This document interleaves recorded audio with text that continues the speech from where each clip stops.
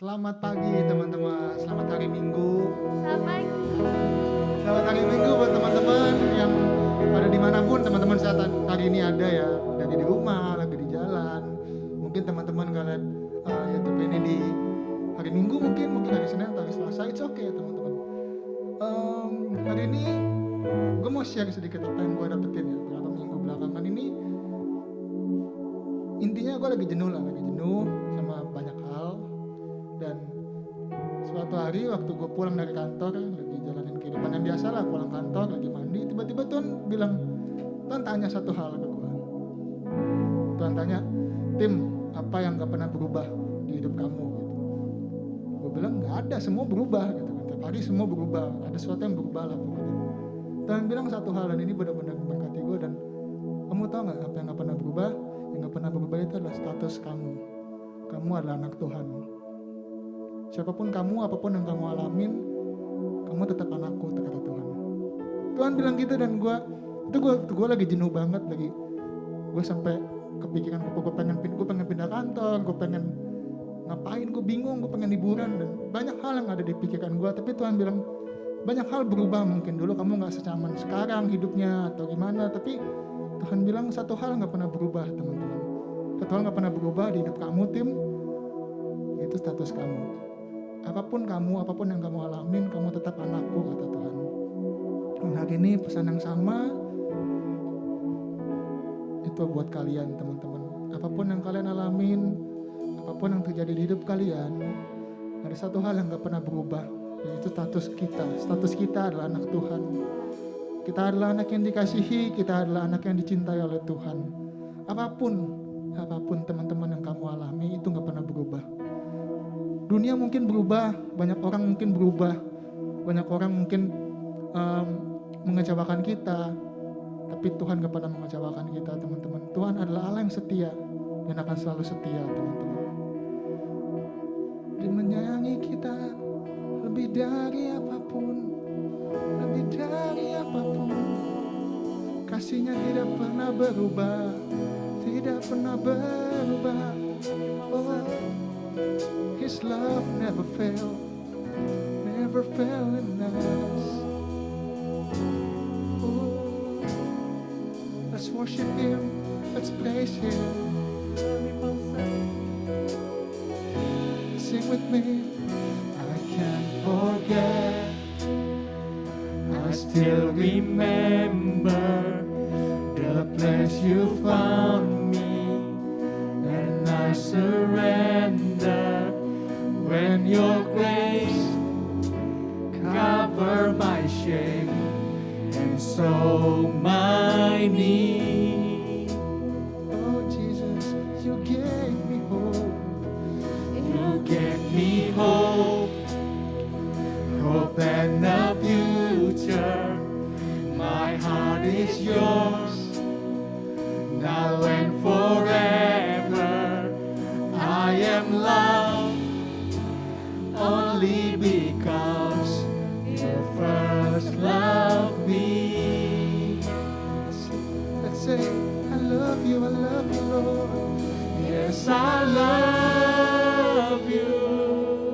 Jesus, I love you. Jesus, I love you. Yes, I love you. Because you first loved me. Oh, because you first loved me, Jesus. Oh, you first loved me. Your sacrifice is overwhelming.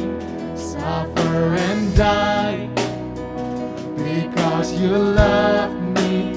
Now I'm alive only to Christ who first loved me.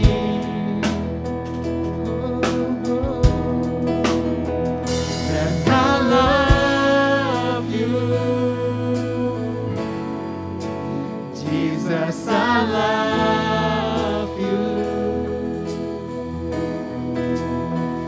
Yes, I love you.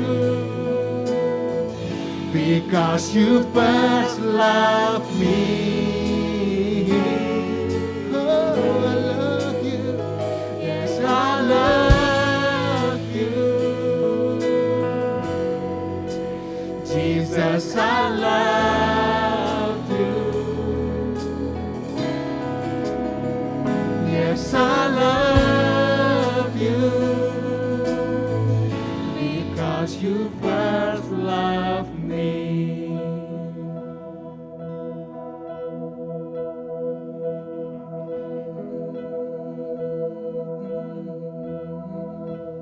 Let's say, Nothing can tear me away from your love, Lord. Nothing can separate your heart from mine. Nothing can tear me away from your love, Lord. I am yours. I am yours. Nothing can tear me away from your love, Lord. Nothing can separate your heart from mine. Nothing can tear me away from your love, Lord. I am yours. I am. There's nothing can tear me away from your love, Lord. Nothing can separate your heart from mine. Nothing can tear me away from your love, Lord. I am yours. I am yours. Nothing can tear me away from your love, Lord. Nothing can separate your heart from mine. Nothing can tear me away from your love, Lord. I am yours. I am yours. I am yours. I am yours. I am yours. I am yours.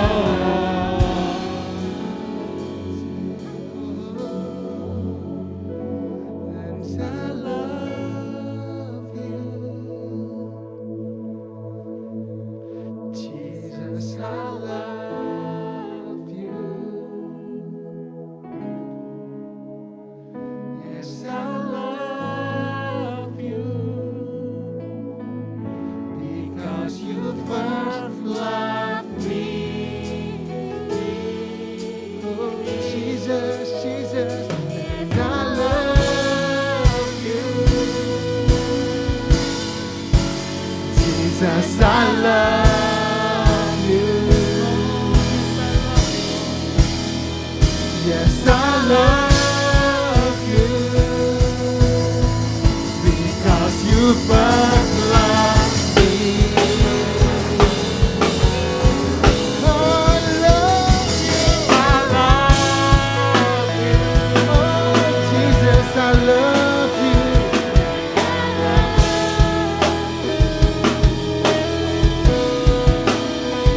Yes, I love you. Because you first loved. Nothing can tear me away from your love, Lord. Nothing can separate your heart from mine. Nothing can tear me away from your love, Lord. I am yours. I am yours. Nothing can tear me away from your love, Lord.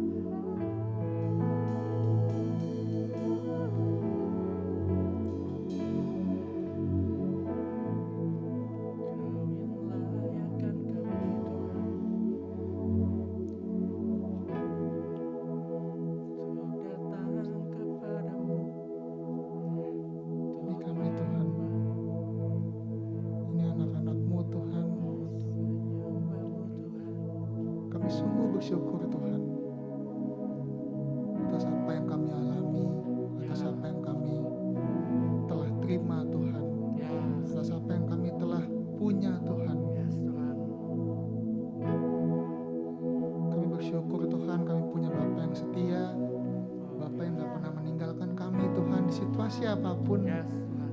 di situasi sesulit apapun, seaneh apapun, sekacau apapun Tuhan, Kau tetap ada di perahu yang sama dengan kami. Kami mau Tuhan untuk terus belajar bersyukur Tuhan. Kami mau terus belajar untuk bersyukur, mensyukuri apa yang kami punya, mensyukuri apa yang kami udah rasakan, apa yang udah kami capai Tuhan.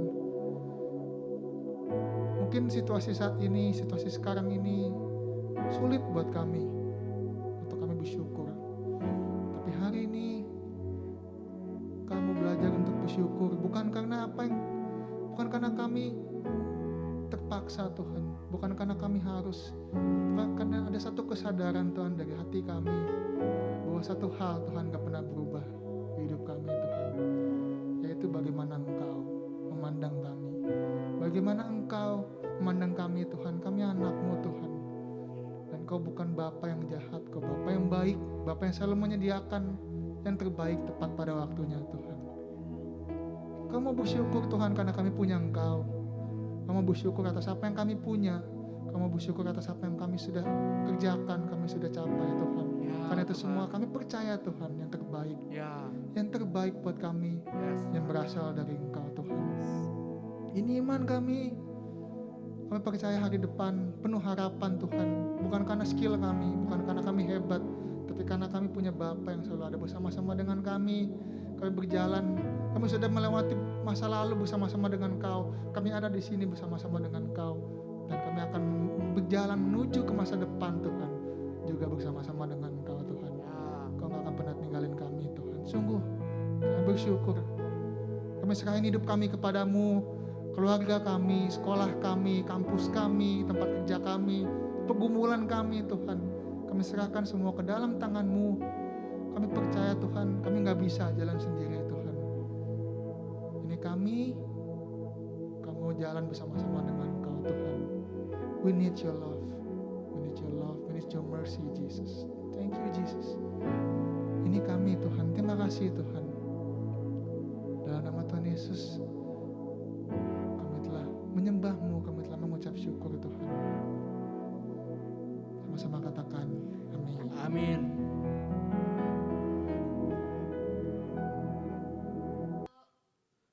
What's up Zil?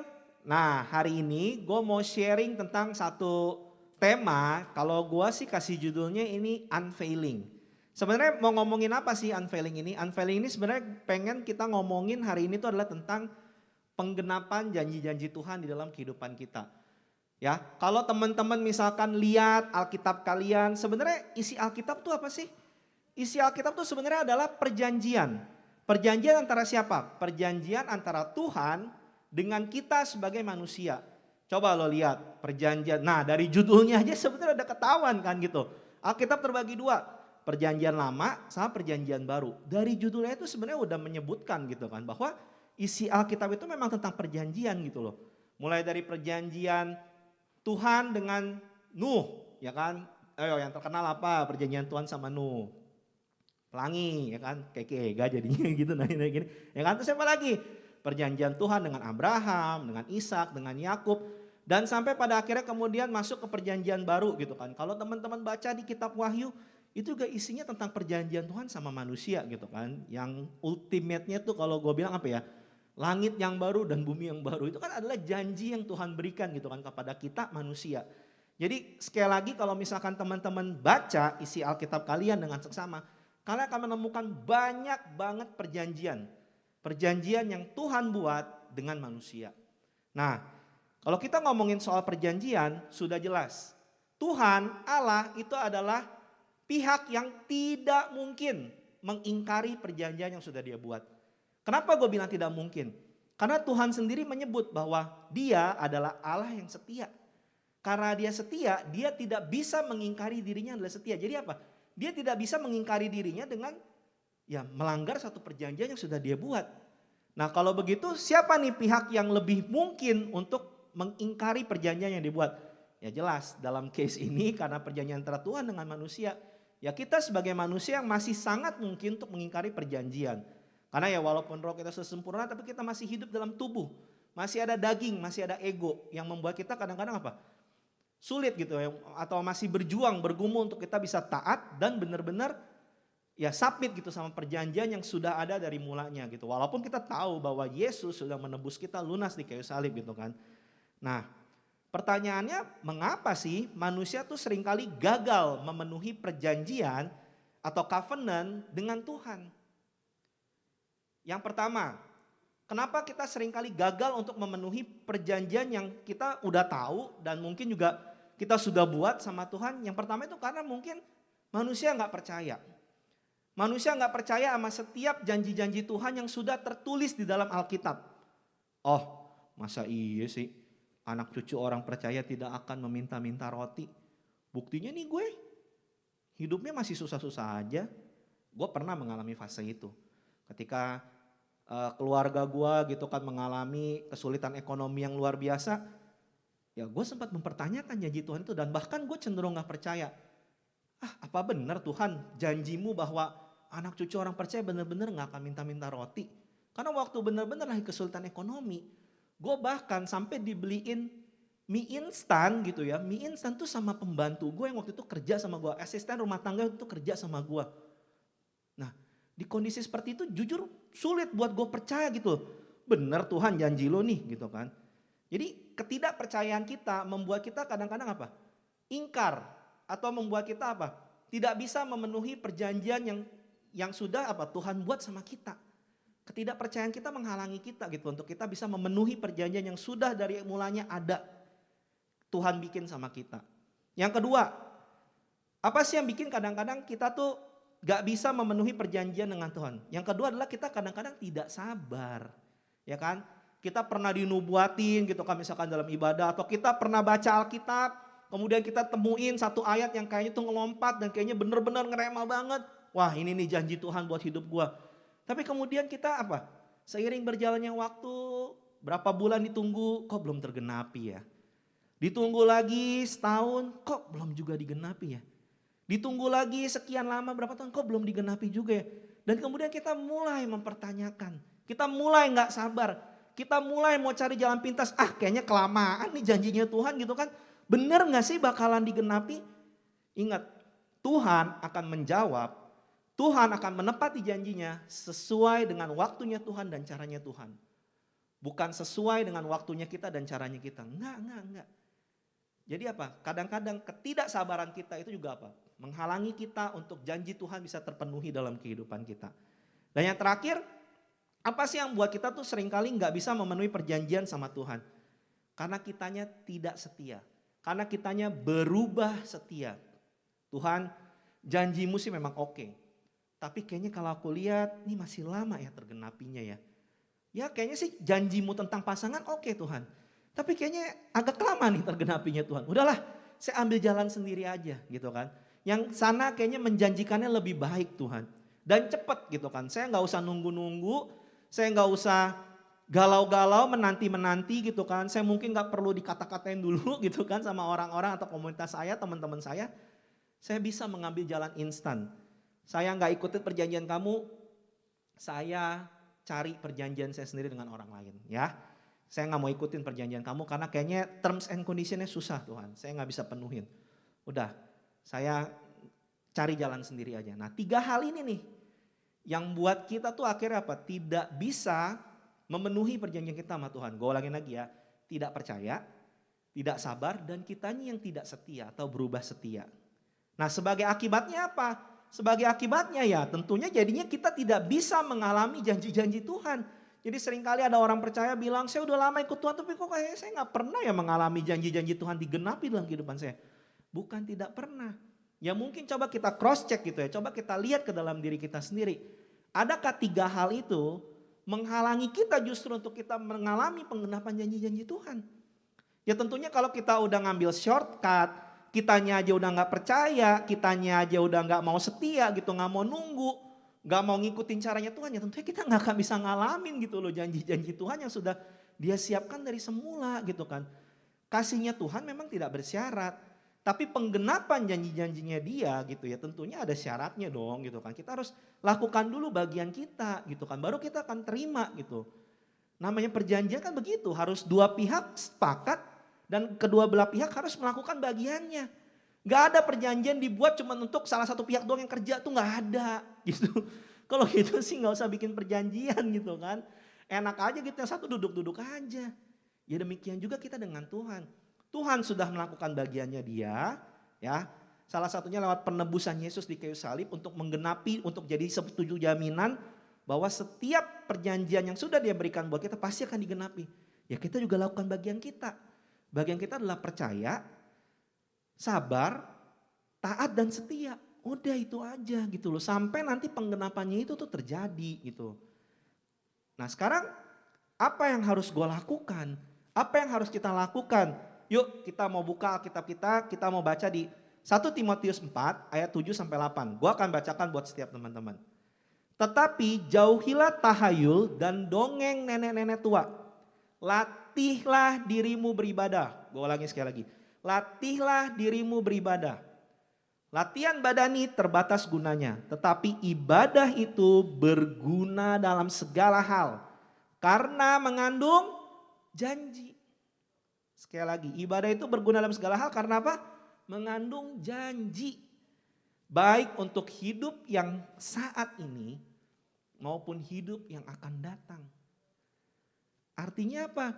Gak ada cara lain kalau kita mau melihat penggenapan janji-janji Tuhan dalam kehidupan kita. Kita harus lakukan yang 3 hal tadi. Dan untuk kita bisa melakukan 3 hal tadi, kita perlu melatih diri kita. Melatih diri kita untuk beribadah. Karena ibadah itu mengandung janji.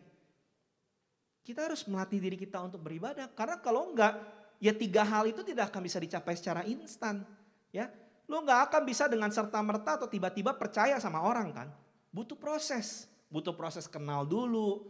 Butuh proses menjalin satu hubungan dulu. Baru lo bisa kenal, baru lo bisa percaya. Ya kan? Baru lo bisa percaya bahwa setiap janji-janjinya, setiap apa yang diomongin itu pasti akan terjadi. Karena kalau lo aja gak kenal, bagaimana lo mau percaya? Kalau lo gak percaya, ya gimana lo bisa ngelihat apa yang lo deal sama dia itu akan terlaksana? Gak bisa. Semua itu sekali lagi butuh proses. Makanya kalau kita sekali lagi mau mengalami penggenapan janji-janji Tuhan, ya kita harus melatih diri kita untuk terus apa? Untuk terus percaya, sabar, setia dan taat untuk melakukan apa yang Tuhan mau. Dan tentunya sekali lagi semuanya itu perlu dilatih, tidak ada yang instan. Latihlah dirimu beribadah. Kak, gue sudah beribadah kak, gue sudah latihan. Apa buktinya? Gue ikut komsel, gue ikut ibadah lewat Zoom atau lewat YouTube setiap minggu. Hei, gue pengen sampaikan satu hal. Datang ibadah tidak sama dengan beribadah. Gitu ya.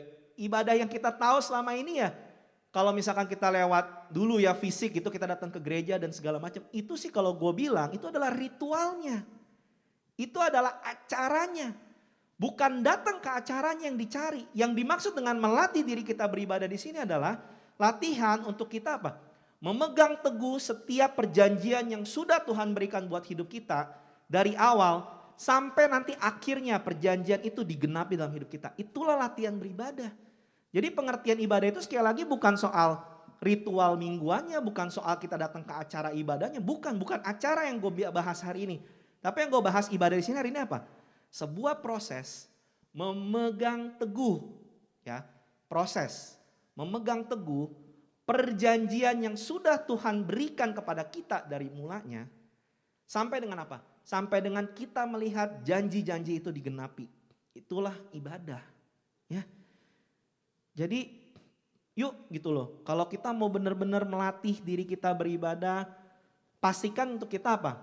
Yang pertama, jangan cuma sekedar datang ke acara ibadahnya doang. Tapi pastikan ketika kita beribadah, kita datang ke acara ibadah, kita komsel, kita lagi baca kebenaran firman Tuhan. Itu part of ibadah kan. Ketika kita lagi worship dia itu part of ibadah kan. Pastikan kita apa? Yang pertama, kita benar-benar dapetin apa yang jadi janji Tuhan buat hidup kita pribadi. Pastiin kita dengar apa suara Tuhan yang secara pribadi Tuhan mau sampaikan buat hidup kita. Jadi jangan kita beribadah, pikiran kita ngawang-ngawang. Atau beribadah maaf ya sambil main Instagram, sambil ngeliat YouTube, sambil buka-buka yang lain. Kalau ditanya udah ibadah, udah tuh gue lagi dengerin. Padahal sebenarnya apa? Kita lagi sibuk melakukan hal-hal yang lain. Kita tidak menyediakan waktu kita untuk mendengar apa yang Tuhan mau sampaikan buat kehidupan kita. Jangan. Karena yang paling penting sekali lagi dalam ibadah apa? Kejar, benar-benar kejar. Cari sampai benar-benar nyari, sampai benar-benar ketemu gitu loh. Apa sih yang Tuhan mau katakan buat hidup gua?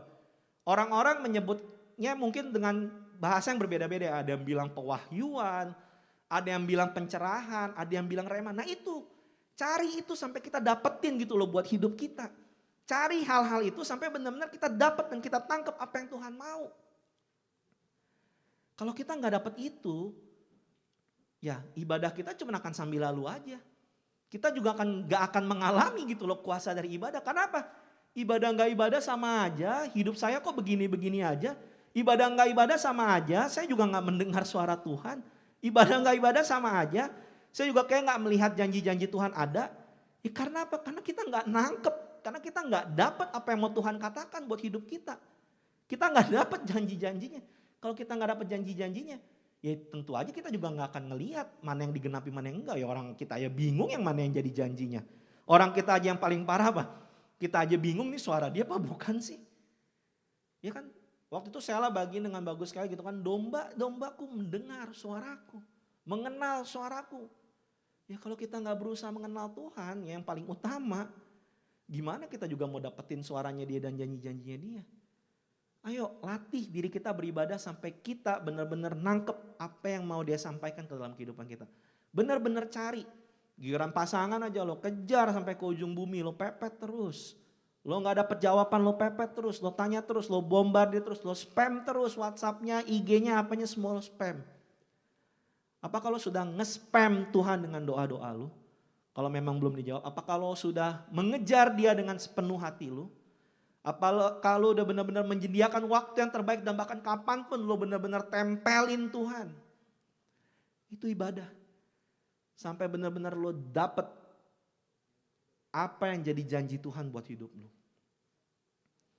Itu yang pertama, mendapatkan janji-janji Tuhan ya dalam bentuk rema, pencerahan, pewahyuan atau apapun. Yang kedua, kita harus apa ibadah itu? Pegang janji-janji Tuhan itu sampai itu benar-benar terjadi dalam hidup kita. Ya. Jadi nggak cuma sekedar oke, kita dapat janji Tuhan adalah A gitu ya buat hidup kita. Tapi habis itu udah kita lupa. Tapi habis itu udah kita pergi kita lupakan. Dan ujung-ujungnya apa? Ya kehidupan kita nanti nggak jalan untuk mencapai janji Tuhan yang sudah dia ngomongin di awal itu buat hidup kita. Akhirnya kita cari yang lain yang lebih gampang, jalan pintas dan segala macamnya. Gitu. Jadi ya kalau kita sudah dapat pastikan gitu loh, kita pegang itu terus sampai terjadi. Ya kan, ada satu murid Yesus gitu kan. Dia ada di dalam kapal bersama-sama dengan murid-muridnya yang lain. Terus kemudian Tuhan nyusul dia jalan. Tuhan nyusul dia jalan. Tuhan jalan di atas air, samperin perahunya murid-muridnya. Terus kemudian si murid ini berteriak. Dia ngomong gini nih, Tuhan kalau memang itu engkau, ya kalau memang itu engkau, suruhlah aku berjalan di atas air. Artinya apa? Murid ini, siapa murid ini namanya? Keke gaya gue ini. Petrus ya, Petrus gitu kan. Si Petrus ini ngomong gitu kan, kalau memang itu engkau, suruh aku jalan di atas air nyamperin engkau. Akhirnya apa yang terjadi? Ya Tuhan ngomong, Tuhan sampein. Ya udah Petrus, sini, mari gitu loh, samperin gua gitu kan. Ya kira-kira gitu bahasanya ya. Terus apa yang terjadi? Kemudian Petrus ngambil langkah iman dengan cara apa? Ya udah, dia jalan, dia mulai samperin. Petrus dapat suara Tuhan. Petrus dapat janjinya Tuhan untuk Petrus samperin Tuhan. Dan kemudian dia apa? Dia pegang janji itu. Dia mulai melangkah dengan iman di atas janji itu. Dan makanya Petrus bisa jalan di atas air. Makanya murid-murid yang lain gak ditulis bisa jalan di atas air kan. Karena apa? Ya firmannya datangnya buat Petrus gitu pada saat itu ya. Gitu. Firmannya ada untuk Petrus. Petrus pegang dan kemudian apa? Petrus lakukan gitu loh. Dan kemudian apa yang terjadi? Ya Petrus bisa jalan di atas air. Ya walaupun habis itu kemudian dia mulai gitu kan, diserang kekhawatiran, diserang badai gitu, diserang kok ini anginnya kenceng bener ya gitu, bener gak ya gitu gue bisa jalan di atas air nih. Karena keraguan-raguannya mulailah dia tenggelam. Sama kadang sama hidup kita gitu. Kenapa kita perlu terus pegang janji Tuhan itu tuh di atas apapun juga. Walau di sekitar kita mungkin mencemooh kita, lu ngapain sih gitu kan. Apa sih yang lo harapin, apa sih yang lo tunggu dan segala macam. Masihkah kita bertahan dan pegang janji itu? Jadi ya walaupun ya itu tadi ya gitu loh, ketika kita sudah berjalan di atas janji Tuhan, ketika kita udah dapat dan kita pegang janji Tuhan dan kita coba jalanin, bukan berarti tidak ada badai, bukan berarti tidak akan ada angin kencang, bukan berarti tidak ada problem, bukan berarti nanti mungkin gak ada hal-hal yang akan bikin kita ragu gitu ya. Ada gitu seperti ketika Petrus jalan gitu kan, tapi pertanyaannya adalah kita mau overcome gak hal itu gitu kan. Mau gak kita benar-benar yuk gitu loh, berjalan di atas janji-janji Tuhan ya dengan kepercayaan yang penuh. Ya makanya gitu, gak bisa instan, kita harus belajar. Kita harus latihan terus gitu loh, sampai kita benar-benar apa? Benar-benar mengalami penggenapan setiap janji-janji Tuhan itu dalam kehidupan kita. Gitu ya. Dan yang terakhir, ibadah itu apa? Kita harus akui janji-janji Tuhan. Kita harus perkatakan janji-janji Tuhan itu sampai apa? Benar-benar terjadi dalam kehidupan kita. Gitu. Jadi ada satu ayat di Yosua 1 ayat 8 yang bilang gini, janganlah engkau lupa memperkatakan kitab Taurat ini siang dan malam.